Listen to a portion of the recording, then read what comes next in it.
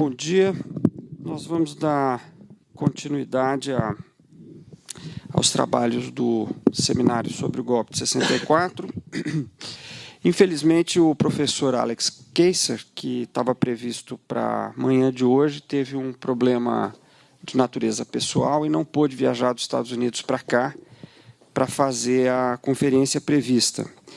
Então, nós convidamos o professor Carlos Poggio, da PUC de São Paulo, que gentilmente aceitou o nosso convite de última hora para substituir o professor Keyser e vai falar para nós nesta manhã.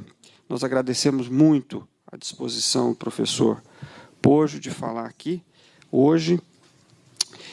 O professor Carlos Poggio é doutor pela Old Dominion University, nos Estados Unidos, e autor de 2 livros, Brazil, the United States and the South American Subsystem, publicado no ano passado, em 2012, nos Estados Unidos, e de O Pensamento Neoconservador em Política Externa nos Estados Unidos, publicado pela Unesp em 2010. Como a área do professor Poggio é um pouco diferente da área do professor Keyser, o tema na manhã de hoje será o governo militar brasileiro, os Estados Unidos e o subsistema regional sul-americano, que é o tema do último livro do professor Poggio. Então, novamente, agradecendo a presença dele, eu passo a palavra. Obrigado, André. Agradecer ao Cícero também ao convite. Primeiro, para localizar, né, diferentemente, eu não sei bem como é que está sendo as demais palestras aqui desse encontro, mas a minha formação é uma formação não em ciência política clássica, mas em relações internacionais, né? Meu doutorado em relações internacionais, eu dou aula de relações internacionais na PUC, e, portanto, essa vai ser a minha perspectiva ao falar para vocês do governo militar, né? Essa palestra é baseada nesse livro. Peço desculpas que eu estou ligeiramente gripado. Baseado nesse livro que eu escrevi e que foi lançado nos Estados Unidos, que foi baseado na minha tese de doutorado, né? E esse livro, basicamente... E o livro fez um razoável sucesso. A Foreign Affairs mencionou como um dos... eles escolhem lá o que eles chamam de os melhores livros de relações internacionais, e esse foi escolhido entre um dos melhores do ano de 2012. Então, particularmente nos Estados Unidos, foi um livro cuja tese fez algum sucesso. Talvez vocês vão entender por quê quando eu dizer sobre, enfim, que tipo de abordagem que eu vou fazer. Mas, basicamente, a ideia do livro, só para situar a minha fala dentro desse contexto maior do livro e da tese que eu defendo nesse livro, é que, particularmente quando se trata de Estados Unidos, mas isso é natural nas relações internacionais, na historiografia toda das relações internacionais e mesmo da ciência política, a gente tende a dar muito peso para esses atores mais poderosos e tratar, por exemplo, o Brasil e outros atores como meros objetos de políticas que são pensadas, para usar o linguajar da Guerra Fria, em Moscou ou em Washington, né? E a gente esquece um pouco de olhar para nós mesmos, né?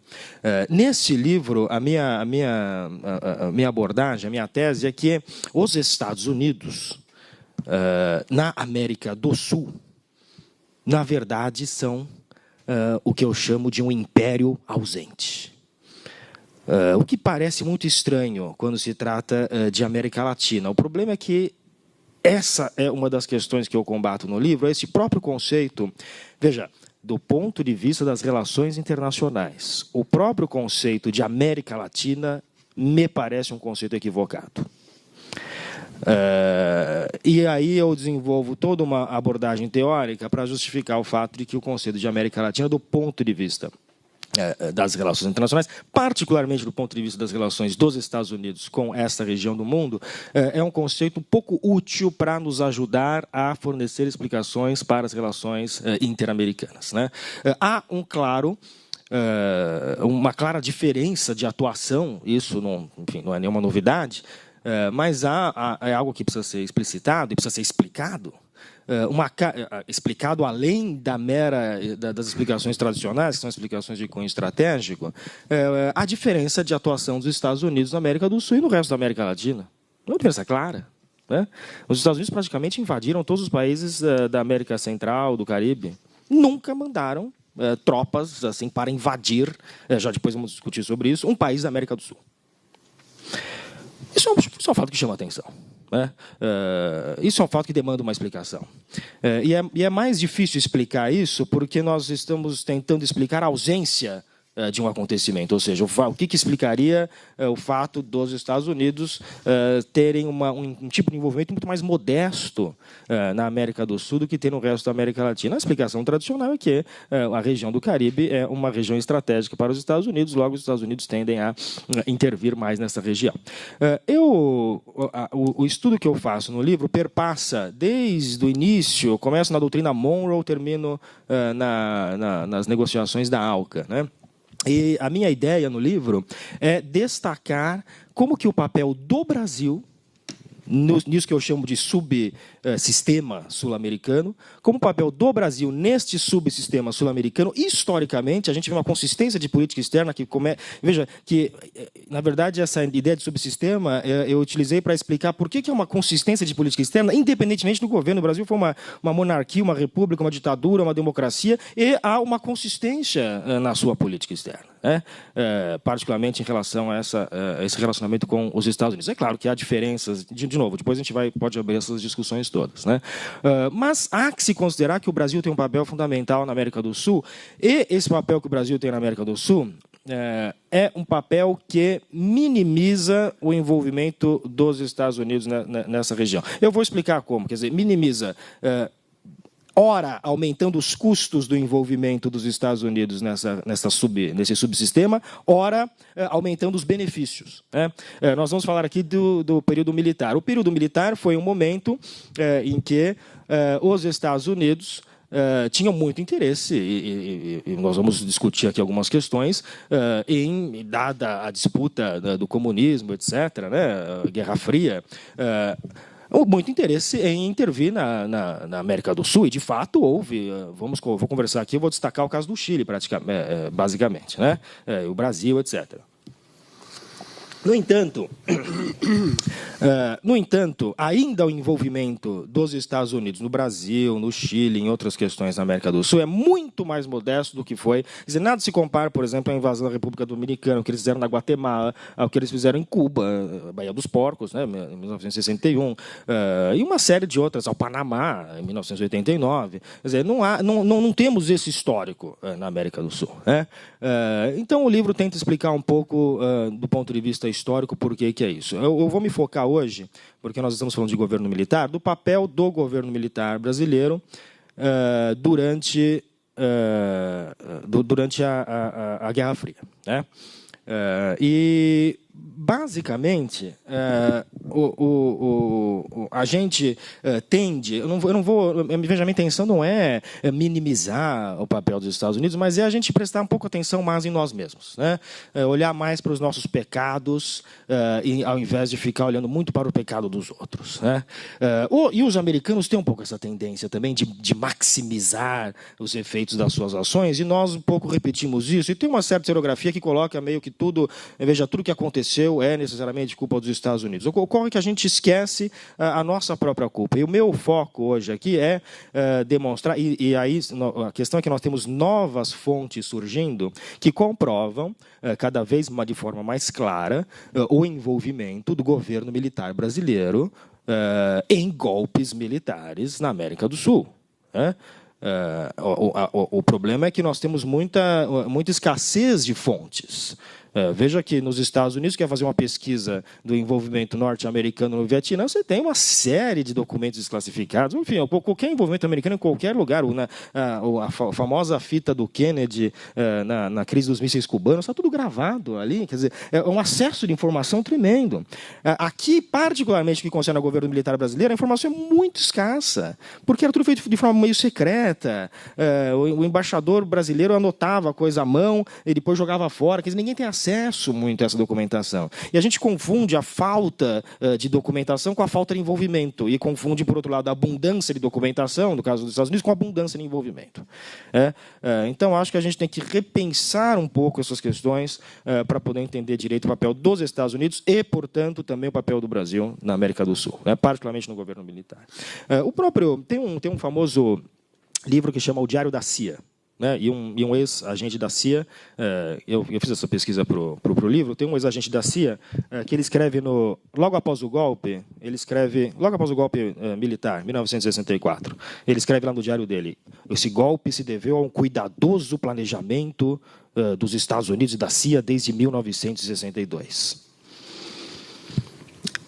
Aí eu fui olhar as entradas desse... O diário começa em 1956. Eu fui começar a olhar nesse diário o que ele mencionava do Brasil antes. Não tinha menção nenhuma ao Brasil.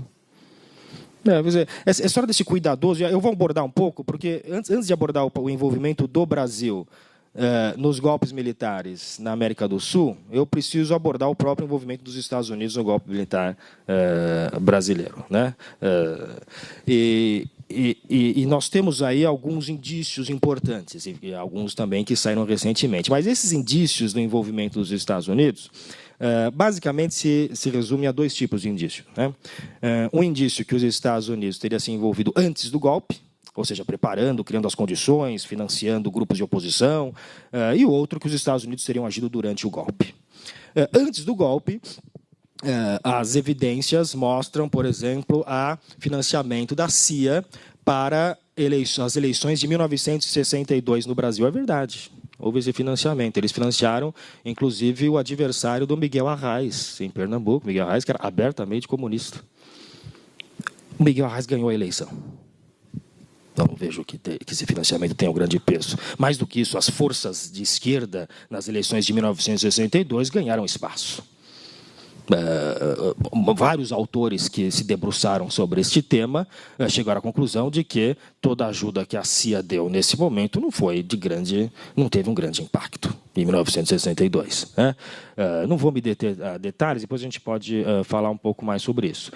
Um outro elemento que surge do antes, quer dizer, antes de falar propriamente o apoio durante o golpe, é que os Estados Unidos teriam doutrinado os militares brasileiros no anticomunismo.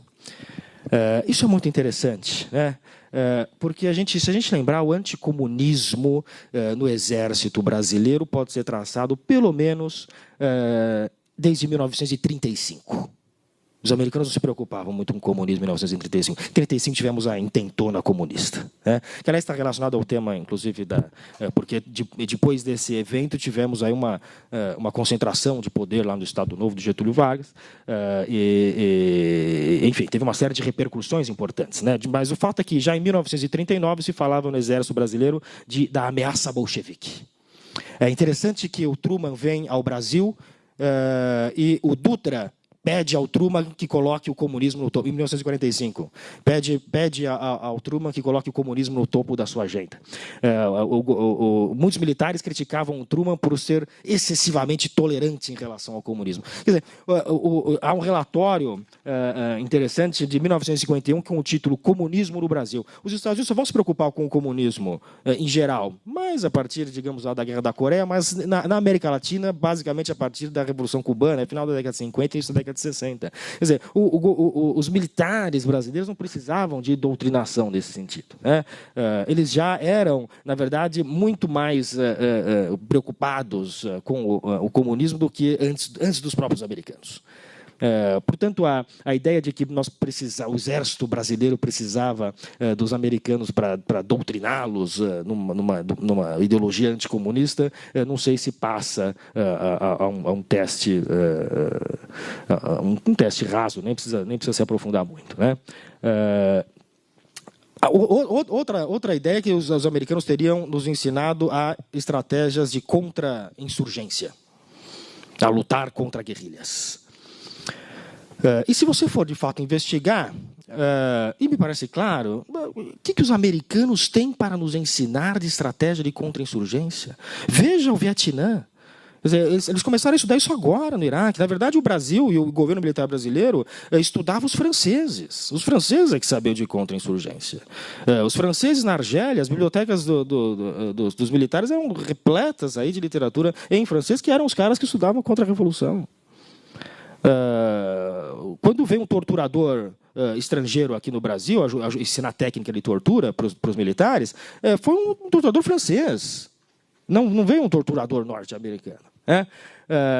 Por outro lado, bom, então isso não vamos nos deter, a gente pode depois, não é tanto meu objetivo, mas há que se nuançar um pouco essa possível influência antes do golpe militar brasileiro. Por outro lado, há as evidências de que o governo norte-americano teria planejado ajuda durante o golpe, a chamada Operação Brother Sam. Podemos depois também discutir isso mais detalhadamente, mas esta operação consistia em enviar, talvez, munições e combustível, alguma ajuda para os militares. Quando eles começam a pensar nisso, o golpe já estava em andamento e, na verdade, antes desse era um navio que eles mandaram, a Operação Brother Sam consistia num navio que vinha aqui ajudar os militares brasileiros. Quer dizer, antes do navio chegar, o golpe já tinha acontecido. E aí as evidências que se colocam são é o Johnson ligando, falando temos que fazer algo, é verdade. Quer dizer, todas essas ligações do Johnson, do Kennedy, demonstram o profundo interesse que os americanos tinham no golpe militar. Agora, isso não comprova o seu direto envolvimento. E é evidente que ficaram felizes. É evidente que ficaram satisfeitos com esse golpe. Agora, portanto, veja, o que eu quero dizer é que o próprio governo brasileiro via o governo militar brasileiro via a possibilidade de governos comunistas na América do Sul como uma ameaça, que não precisava que os Estados Unidos dissessem que era uma ameaça que vinha da própria doutrina do Exército Brasileiro. Então, viam isso como uma ameaça. Na verdade, evidentemente que, na medida em que os interesses do Brasil, dos Estados Unidos coincidiam, o Brasil solicitava auxílio. Na verdade, os Estados Unidos supriam uma demanda que era uma demanda do governo brasileiro.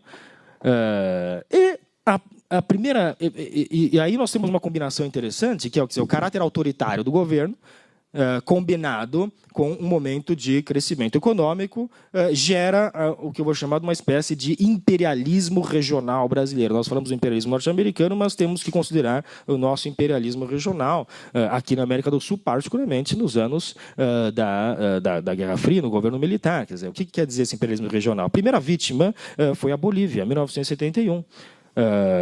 O Brasil derrubou o governo da Bolívia. E aí nós temos já uma documentação um pouco mais extensa que comprova claramente o envolvimento brasileiro na derrubada do governo boliviano.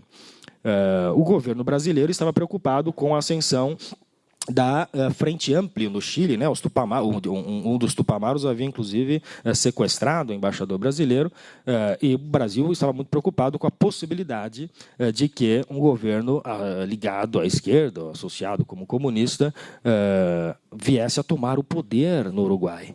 E há um plano do governo norte-americano, do governo brasileiro, chamado Operação 30 Horas. Quer dizer, se os Estados Unidos tinham a Operação Brother Sam, nós tínhamos a Operação 30 Horas. De novo, é tudo muito pouco, poucas fontes. A gente tem que perguntar para as pessoas envolvidas e tal, porque em termos de fontes isso tudo é muito pouco divulgado. Mas essa Operação 30 Horas era um plano de invasão do Uruguai e 30 horas era uma referência ao tempo que ia demorar para tomar o país. Não foi necessário porque a Frente Ampla acabou perdendo o governo, mas nesse mesmo ano quem ganha no Chile é o Salvador Allende. Aí nós temos que voltar à história do Chile. E veja, disso tudo que eu acabei de dizer, fica claro a preocupação do governo brasileiro com a possibilidade... O que eu estou destacando é o seguinte: evidentemente o governo americano também está preocupado, nós vamos discutir o que eles fizeram. Mas a preocupação, que era também do governo brasileiro, com a ascensão do Allende no Chile, do governo militar brasileiro. E hoje nós temos já, desde que eu escrevi o livro, muitas fontes começaram a sair comprovando mais detalhadamente o envolvimento brasileiro, particularmente fontes do Chile. Fontes do Brasil são muito poucas. Uma das fontes principais que eu vou citar aqui é uma conversa que foi desclassificada em 2009 ou 2010 do encontro do Médici com o Nixon, que talvez deixe muito claro qual que era a relação de forças à época. Mas vamos retomar o envolvimento norte-americano. Veja, o que eu estou tentando dizer é, de alguma forma, para eu poder destacar o envolvimento brasileiro, eu estou forçadamente minimizando o envolvimento dos Estados Unidos, né? Porque a historiografia já tem bastante gente falando nesse sentido. Então, precisamos ser um pouco mais equilibrados nesse aspecto para poder olharmos para as nossas próprias culpas, né? O governo americano nos Estados Unidos, quando a gente fala do envolvimento dos Estados Unidos no Chile, e o Chile é um caso que eu me detenho com mais atenção, porque quando se fala os Estados Unidos da América Latina, aí fala Guatemala, Cuba, Nicarágua, Chile, como se fosse tudo parte do mesmo padrão de envolvimento. É um padrão muito distinto do padrão chileno, do padrão, por exemplo, da Nicarágua. Podemos também depois discutir isso. A maior parte do envolvimento dos Estados Unidos para derrubar o Allende no Chile foi feito entre 64 e 69. Primeiro, dando apoio a mesma coisa que fizeram no Brasil, né? Dando apoio a forças que combatiam a esquerda e os socialistas e os comunistas. Ocorre que, como aconteceu no Brasil, apesar desse apoio norte-americano, a esquerda vai ganhando espaço no Chile. Quer dizer, é muito difícil mensurar quanto que a ajuda de propaganda tem um impacto decisivo. Mas essa é parte, quer dizer, parte do envolvimento. Mas a maior parte do envolvimento norte-americano se concentrou em, uma vez que estava claro que o Allende iria ganhar, evitar que o Allende tomasse o poder. A CIA gasta muito dinheiro para evitar que o Allende tome o poder. E eles estabelecem um plano que eles vão chamar de Track 1 e Track 2. Quer dizer, a primeira possibilidade e a segunda possibilidade. Do que se tratava? Quem estudou isso já sabe, não é novidade nenhuma que eu estou falando, né? O Track 1 era, primeiro, prevenir que o Allende assumisse. Quer dizer, o Allende venceu por uma margem pequena de votos, mas venceu. Mas o fato de ele ter vencido por uma margem pequena de votos significava que ele tinha que ter o seu mandato confirmado pelo Congresso chileno. Os Estados Unidos fez de tudo para impedir que o Congresso chancelasse a vitória do Allende. Qual foi o resultado? O Congresso, quer dizer, o processo passa por todas as instâncias legais e o Allende é confirmado por 153 votos a 35 do Congresso. Não me parece que foi um grande sucesso dos Estados Unidos isso. Uma vez falho a tentativa de se evitar que o Allende tome o poder, passou-se a investir a se encorajar um golpe contra o Allende. Veja, o Allende assume em 71, né? E é derrubado em 73, mas a ideia era encorajar um golpe que imediatamente derrubasse o Allende. Essa tentativa de golpe também falhou, né? Houve uma tentativa que depois foi comprovado que houve um movimento apenas marginal dos Estados Unidos, mas foi uma tentativa fracassada e, de fato, o Allende assume e continua e vira presidente do Chile. Ou seja, se por um lado eu posso dizer que houve um envolvimento dos Estados Unidos, por outro lado eu também posso dizer que foi um fracasso esse envolvimento dos Estados Unidos. Agora, ocorre que o Allende foi, de fato, derrubado em 73. E aí, as evidências deste golpe em 73 e do apoio direto ou do envolvimento direto na verdade, os Estados Unidos passaram, após a vitória do Allende, a investir em candidatos oposicionistas com a esperança que o Allende perdesse as eleições seguintes. O que está cada vez mais claro é que o Brasil teve uma participação direta, que é pouco estudada, que o Brasil teve uma participação direta no golpe que finalmente derrubou o Allende em 73. Quer dizer, há uma série de evidências. Uma série de evidências. O próprio Pinochet, tem uma declaração do Pinochet dizendo o Brasil comunicou... A gente ainda estava tirando quando o Brasil comunicou o reconhecimento. O Brasil foi, de fato, o primeiro país a reconhecer o Chile. Deu uma série de apoio depois. Mas é pouco estudado o apoio que o Brasil teria dado ao golpe do Chile anteriormente. E esse apoio muitas vezes, não dado apenas pelo governo brasileiro direto, mas também via organizações privadas, empresários.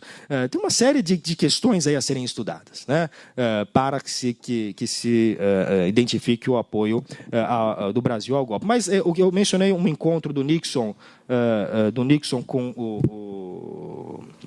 o Médici, e neste encontro, que é um documento desclassificado em 2009, primeiro que demonstra que o Nixon e o Médici deram muito bem. Adoraram um, adorou o outro, enfim, elogiou o outro, etc. E neste encontro, segundo o que foi desclassificado, há uma frase do Médici dizendo: nós estamos trabalhando para derrubar o Allende. Talvez a primeira confissão que tem. Isso só saiu em 2009, até por isso deu pouco tempo de sair os estudos. E, nesse mesmo encontro, o Nixon fala, bom, se a gente puder ajudar, conte conosco. Se puder fazer alguma... E o Nixon usa a palavra... Se a gente puder dar uma ajuda discreta, que não fique muito claro... Ou seja, nós vemos, na verdade, uma inversão de papéis aí. Nós vemos um presidente americano querendo fornecer ajuda para um presidente brasileiro, quando a historiografia nos ensina que é o contrário, né? O Brasil seria um subordinado aos Estados Unidos e teria acatado as ordens de Washington, né? Então, portanto, há claramente indícios fortes que ainda precisa ser mais estudado, que há uma dificuldade em se estudar em virtude do pouco acesso às fontes, mas há indícios bastante claros do envolvimento do Brasil, e há ainda que se fazer um estudo que se comprove quem é que, em termos de forças externas, claro, né, também não podemos tirar o fato da própria dinâmica do Chile ser um dos principais responsáveis pelo que aconteceu, né? Não se pode atribuir tudo a forças externas. Mas se nós vamos atribuir a forças externas, eu tenho as minhas dúvidas se devemos atribuir mais aos Estados Unidos ou mais ao Brasil. Tenho as minhas dúvidas. Acho que precisamos fazer mais pesquisa sobre isso. Não está absolutamente claro para mim, né? Ainda há um outro caso, também pouquíssimo mencionado, pouquíssimo estudado, com pouquíssimas fontes, que é o envolvimento do Brasil no Suriname em 1983. Veja, 1983 é interessante porque, neste mesmo ano, os Estados Unidos invadem, uma invasão com tropas, a ilha de Granada, perto do Suriname.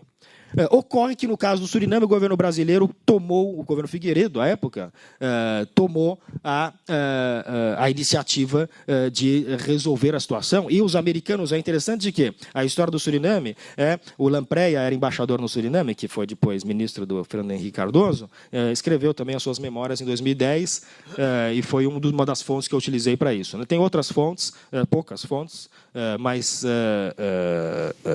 ainda é também pouco estudada essa história do Suriname. Os americanos vieram para a América do Sul para pedir ajuda para o Brasil e para a Venezuela fazer algo no Suriname, visto que um líder associado veja, estamos ainda no momento da Guerra Fria, associado a Moscou, ao comunismo, ou o que seja, estava ganhando força dentro do Suriname. Então, os americanos vêm à América do Sul e vão à Venezuela e ao Brasil, pedindo que Venezuela e Brasil ajudem, façam alguma coisa. A Venezuela fala, não tem interesse. Quando eles vêm ao Brasil, o Brasil fala, deixa que eu resolvo.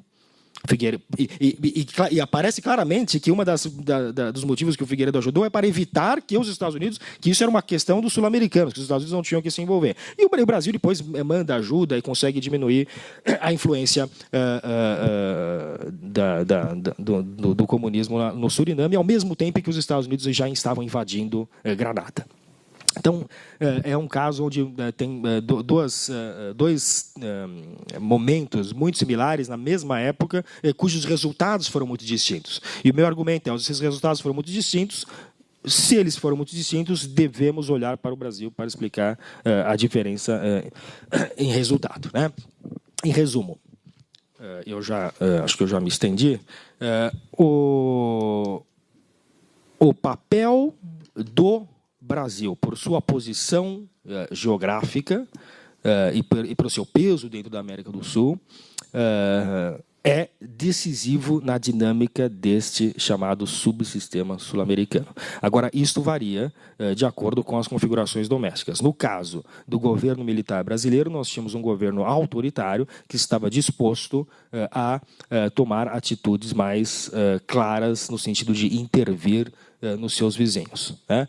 E eu acho que nós enriqueceríamos a nossa historiografia se a gente estudasse um pouco mais o papel e as responsabilidades que o Brasil teve em fomentar golpes na América do Sul, tá bom? Então a gente pode abrir para perguntas, tá? E aí depois a gente pode detalhar um pouco mais. Obrigado. Ok, muito obrigado, professor Pojo. Agradeço muito, em nome dos organizadores, novamente, o senhor ter tido a disponibilidade de trazer aqui essa pesquisa. Então, está aberto para questões, observações.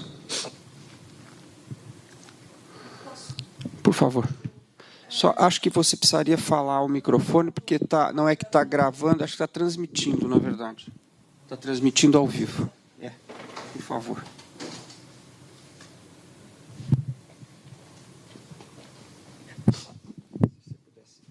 Tá bom. Bom dia. Meu nome é Mariana, eu sou aluna aqui do DCP, do mestrado.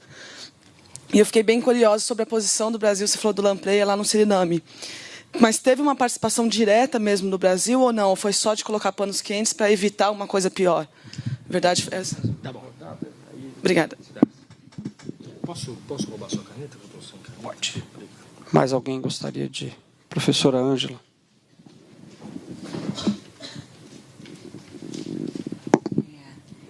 Queria pedir para o Carlos falar mais sobre 2 pontos. Um deles, porque eu acho que é muito repetido, né? E de tão repetido torna-se bastante acreditado essa interpretação do golpe de 64 no Brasil como um golpe que o governo norte-americano teria dado, né? É claro que há estudos sobre a Operação Brother Sun e os melhores estudos sobre a Operação Brother Sun indicam o contrário disso. Mas, a despeito, a gente tem produção, agora a gente teve uma produção cinematográfica, inclusive, que claramente, com 50 anos do golpe, claramente está defendendo, né, a posição de que o golpe foi um golpe norte-americano. Eu acho importante a gente pensar isso, pensando, inclusive, que quando se faz 50 anos, né, claro que ninguém está festejando, mas está pensando no evento, apareça uma produção nesses termos, né? Então, você falasse um pouco mais sobre a própria Operação Brother Sun, no que ela significava, inclusive, de custos, que o Brasil é muito diferente em termos de tamanho, de complexidade, de qualquer país, inclusive do México e do próprio Chile, né? E também gostaria que, se você pudesse, falasse também um pouco mais do envolvimento do Brasil em operações repressivas na América Latina. Tem a ver com deposições de governo, mas tem a ver com sustentação de governos ditatoriais na América Latina. A gente tem pouca documentação também, que é a Operação Condor, né? Então, que você tocasse mais um pouquinho nesses 2 aspectos. Obrigada. Muito obrigado, professor. Professor Cícero Araújo. É uma questão não tão direta sobre o golpe de 64, mas sobre o regime militar.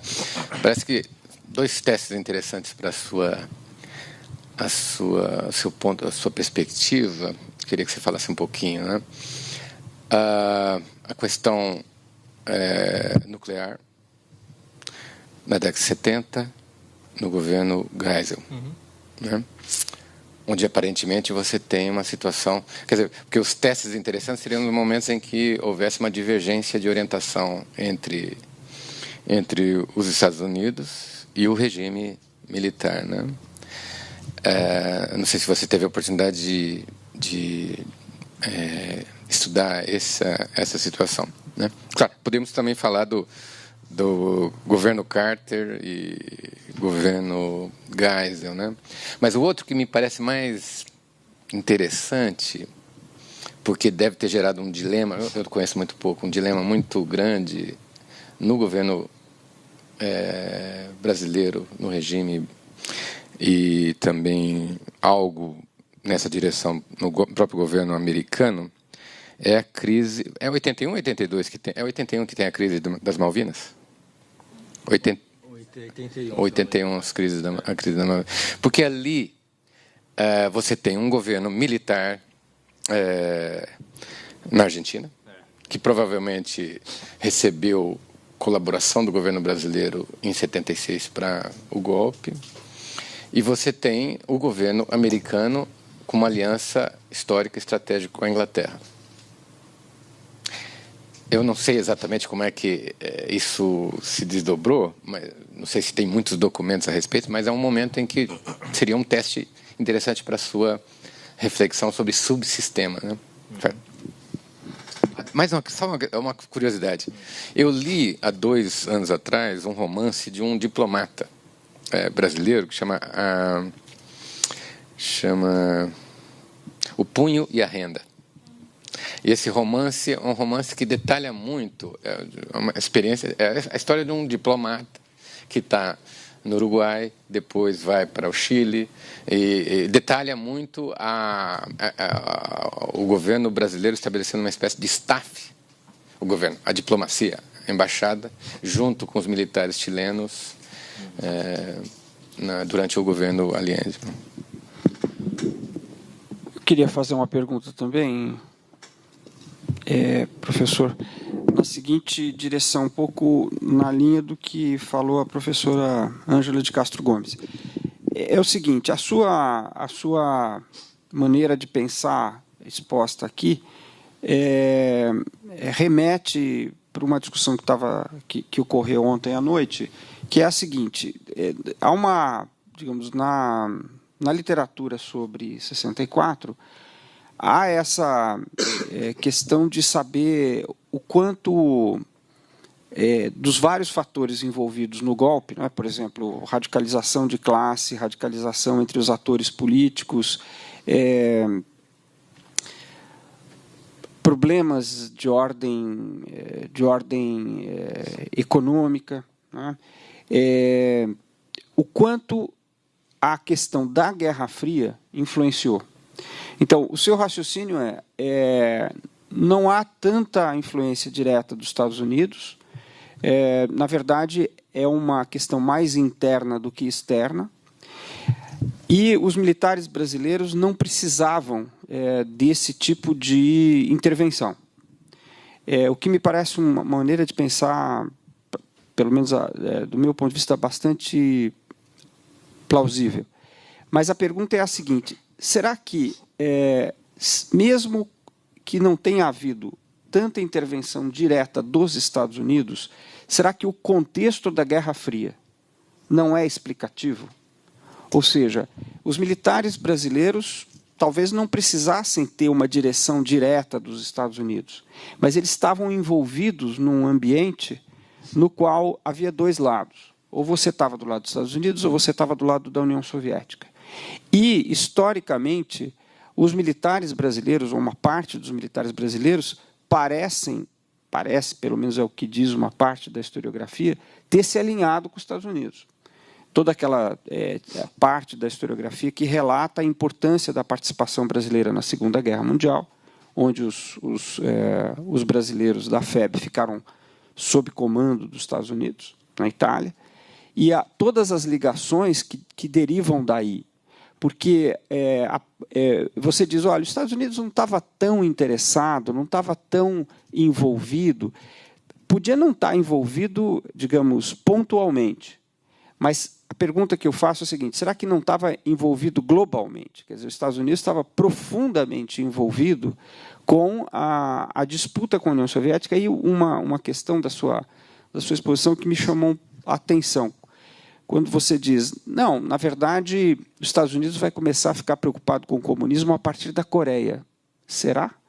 Porque, aparentemente, você tem, fim da Segunda Guerra Mundial, uma nítida divisão.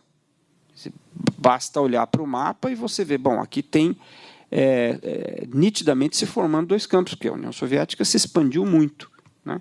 Então, a pergunta é, será que a partir de 1945, eles já não estão numa política nítida de contenção e de preocupação com a digamos, a disputa com a União Soviética, e aí numa proposta, digamos, de liderança global contra a União Soviética, estratégia na qual, evidentemente, a América do Sul tinha o seu papel, sobretudo como uma área relativamente próxima aos Estados Unidos e que eles sempre consideraram como uma área de influência privilegiada. Não sei se fica clara a pergunta. A pergunta é, aceitando as suas evidências empíricas, que parecem sólidas, a respeito de relativizar o grau de interferência pontual e direta.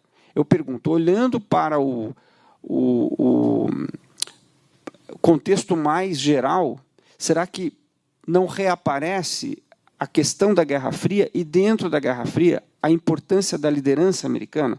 Sem contestar a questão não sei se está claro, sem contestar a questão da intervenção pontual que, do meu ângulo, que não sou especialista, parece plausível. Mais alguém gostaria de...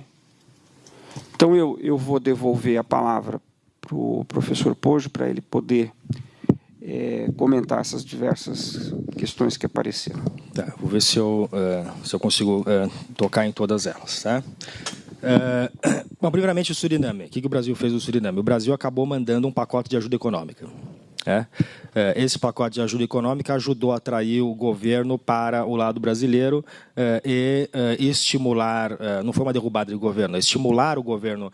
Veja, naquele contexto da Guerra Fria, também acontecia muito, a gente tinha a impressão que havia uma rigidez ideológica de todos os lados, quando na verdade não era bem assim. Muitas vezes um pacotinho de alguns milhões de dólares mudava a sua ideologia.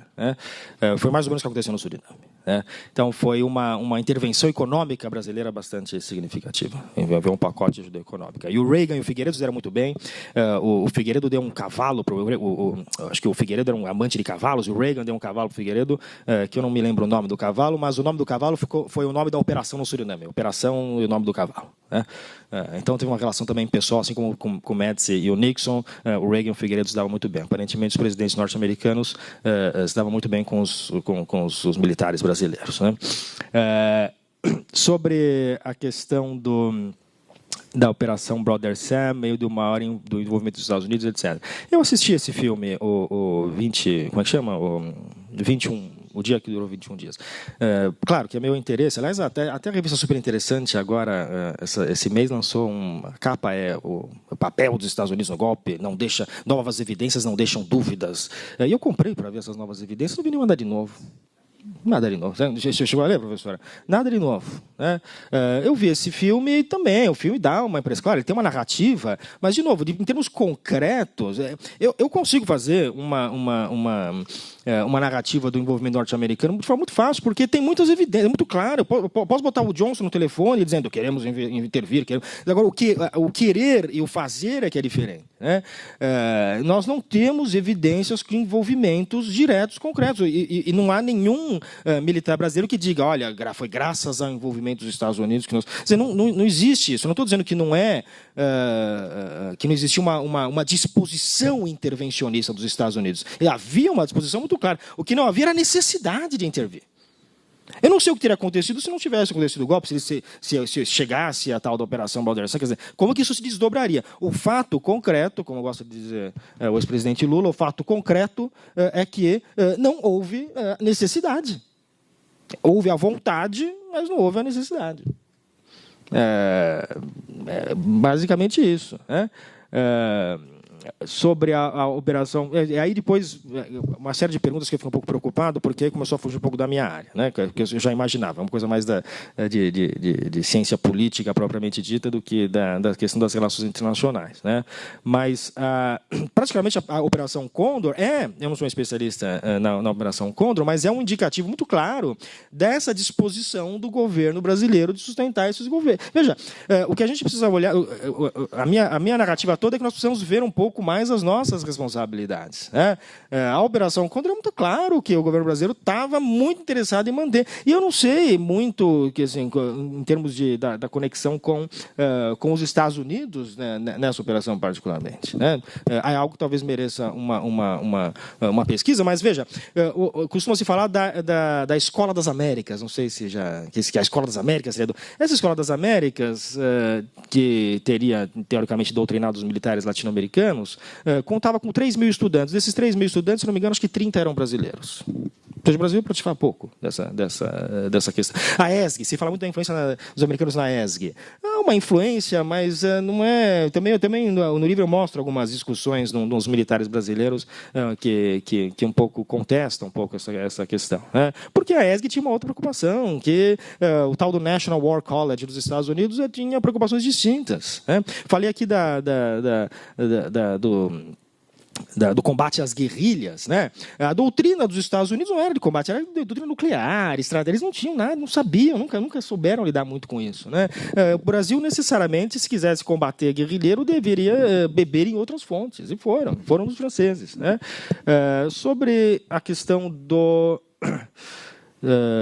gás ou da questão nuclear, isso e até o Carter, isso para mim é um exemplo muito claro do fato de que há uma diferença entre uma coincidência de valores entre Estados Unidos e Brasil e uma subordinação do Brasil em relação aos Estados Unidos. A questão do Carter com o Geisel me comprova muito claramente que não há subordinação. Por quê? Uma vez que o Carter começou a falar de direitos humanos, o Geisel ficou aborrecido, cortou relações com os Estados Unidos militares.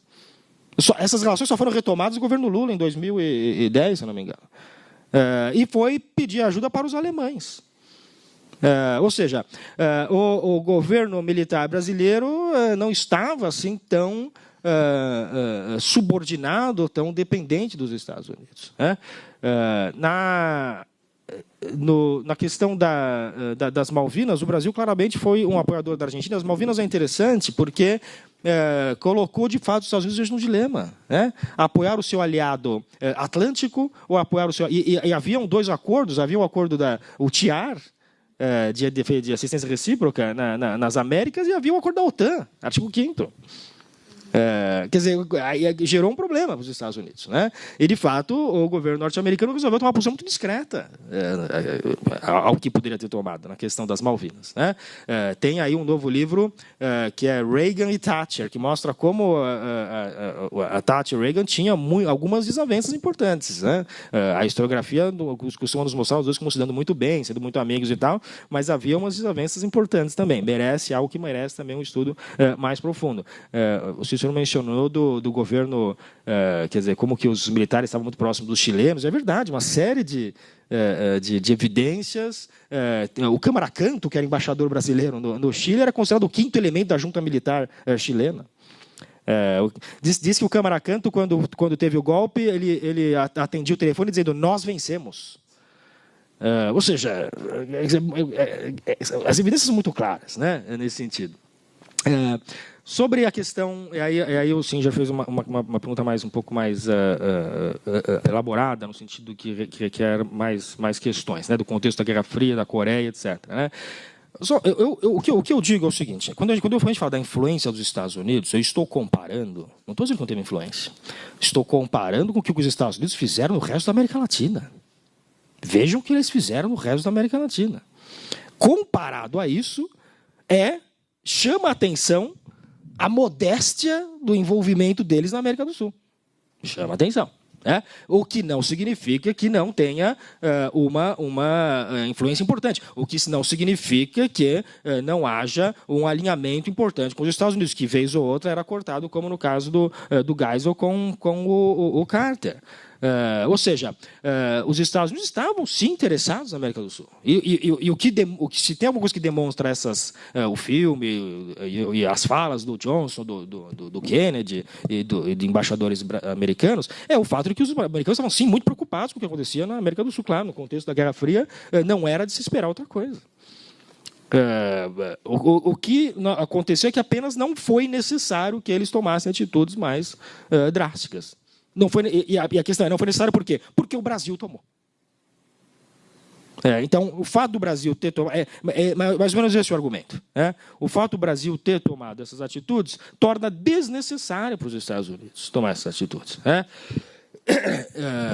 O que não significa que não houvesse uma influência, quer dizer, claro, a participação do Brasil junto com os Estados Unidos na Segunda Guerra, lembrando que o Brasil reluta, né, no início em apoiar os Estados Unidos na Segunda Guerra, não é algo que acontece de forma muito automática, né, mas houve, claro, né, um envolvimento dos militares brasileiros, militares norte-americanos, uma série de trocas. É evidente que isso não dá para negar. A questão é que influência concreta que isso teve, né? A questão da Coreia, quando eu falei que os Estados Unidos passam a se preocupar apenas com a Coreia, claro, acaba a Segunda Guerra Mundial, já começa aí um desconforto, mas a doutrina de contenção, todas as características da Guerra Fria, a consolidação dos blocos, leste-oeste, essas questões todas se consolidam com a Guerra da Coreia. É só após a Guerra da Coreia que o governo norte-americano vai aprovar um relatório chamado NSC 68, que é o relatório que vai, de fato, que é quando os Estados Unidos começam a... Se você vê o gasto militar norte-americano entre 45 e 50, é decadente. Os gastos militares americanos são decrescentes. A desmobilização dos Estados Unidos após a Guerra Fria foi uma das maiores desmobilizações da história. O Truman mesmo não estava tão convencido que era necessário lutar contra a União Soviética. Ele só vai ser convencido a partir da Guerra da Coreia. Então, a Guerra da Coreia, a nossa historiografia tradicional marca, né? Acabou a Segunda Guerra em 1945. A partir dali, imediatamente, tivemos um enfrentamento. Até 43, 44, eles eram aliados dos Estados Unidos e da União Soviética, né? Então, demora um pouco para se consolidar esses blocos. A Coreia consolida os campos, né? Deixa claro quais são os dois blocos, e aí, claro, havia uma preocupação anterior, né? A preocupação com o comunismo nos Estados Unidos não vem imediatamente em 45, mas já tem indícios em 46. Quer dizer, o próprio discurso do Churchill, da Cortina de Ferro, é feito em 46, que é para chamar a atenção dos americanos, porque os americanos parece que não queriam prestar atenção, e o Churchill queria chamar a atenção. Ele faz esse discurso nos Estados Unidos, meio que querendo chamar a atenção dos americanos para, olha, temos um problema aqui. E os Estados Unidos queriam seguir o padrão que eles seguiram na Primeira Guerra Mundial, que era voltar para casa. Acontece que na Segunda Guerra Mundial não fica evidente que eles podem voltar para casa. Os europeus continuam chamando os americanos para ficarem nos Estados Unidos. A própria OTAN, não devemos esquecer, a OTAN é algo que os europeus queriam que fosse criado. É mais uma iniciativa europeia do que uma iniciativa norte-americana. E que também, veja, é a partir da Guerra da Coreia que, por exemplo, a OTAN, que é criada em 1949, não era a OTAN, era apenas um tratado do Atlântico Norte. E a OTAN é criada em 49. É em 50 que a OTAN começa a ganhar importância, né? Então, a partir de 50 que os Estados Unidos começam a investir mais no seu aparato militar a fim de promover a doutrina de contenção. Então, essa preocupação fica mais clara, mais evidente em 1950. Né? Não é à toa que os militares brasileiros criticavam o Truman por ser excessivamente light com o comunismo. Foi uma crítica que muitos militares depois fizeram ao Nixon, na época da detente. Né? Dizendo, essa coisa de detente, vocês estão sendo muito light com o comunismo. Né?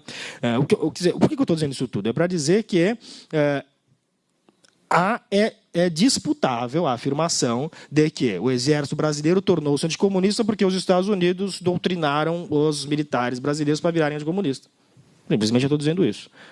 Há uma questão nativa que talvez tenha surgido da própria natureza do aparato militar brasileiro. Né?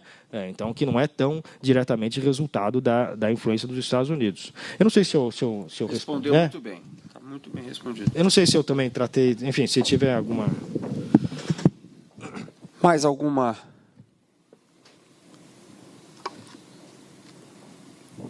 Ok.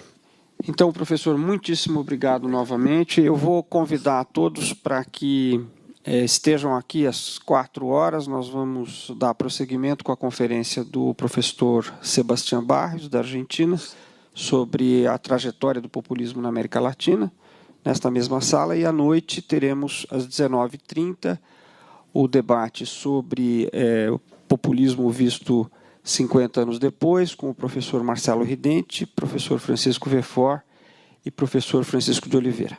Muito obrigado.